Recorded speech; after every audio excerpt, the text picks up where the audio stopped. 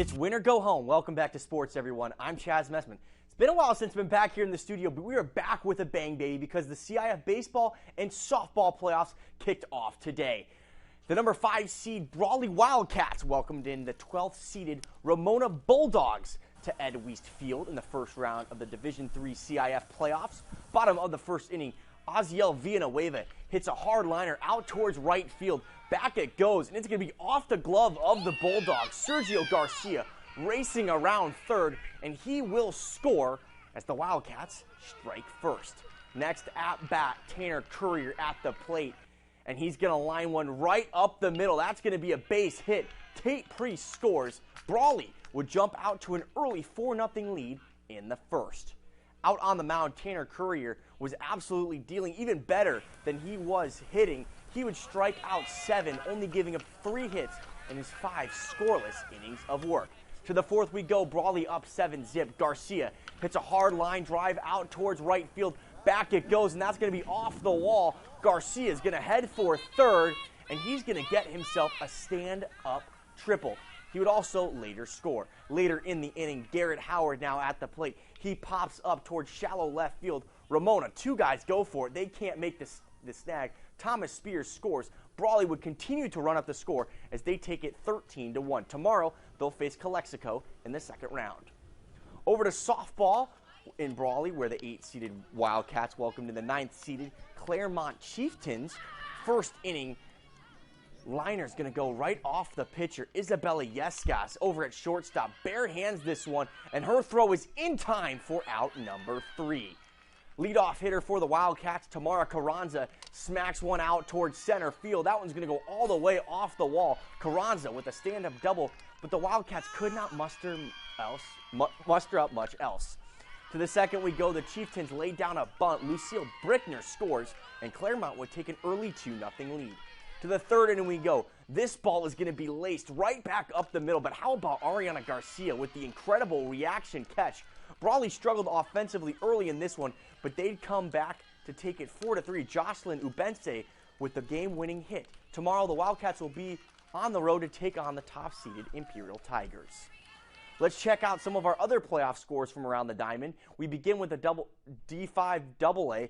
Calipatria is seeing their season come to an end in a 10-2 loss against Liberty Charter. In better news, though, Vincent Memorial moving on as they would come through with a dominant 10-4 win over St. Joseph's Academy. The Scots will now face Rock Academy on the road tomorrow. On to Division II softball. Calexico narrowly staying alive at home as they beat Bayfront Charter 8-7. The Bulldogs will head on the road tomorrow to take on the 4th seed Academy of Our Lady Peace. Over in Division III, Southwest was knocked out by Grossman on the road. The Eagles dropped 7-3 in that one as they finished with a record of 13-11-1.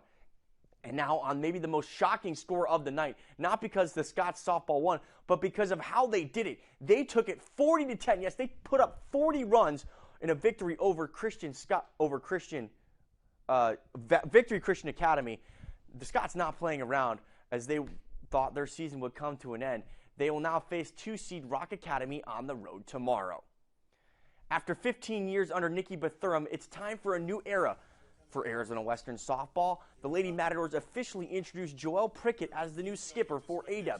He comes with 26 years of coaching experience from his home state of Texas, most recently at Cisco College, where he earned his 700th career win last year. Prickett also coached at Odessa College for 12 years, coaching 6 NJCAA Region 5 West Championships. Prickett also mentioning he's excited for the transition moving to Yuma and is already recruiting opportunities and it's already in the recruiting opportunities the location provides.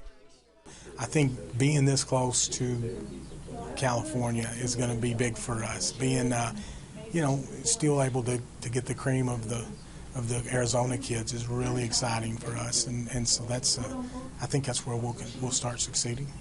Prickett will have his work cut out for him. Arizona Western is coming off a 27-23 season, losing 8 of their last games of the year. And staying with more Mats news, a big local addition to the women's basketball program is Cibola's Isabella Molina officially signed her letter of intent to play for A-Dub next season.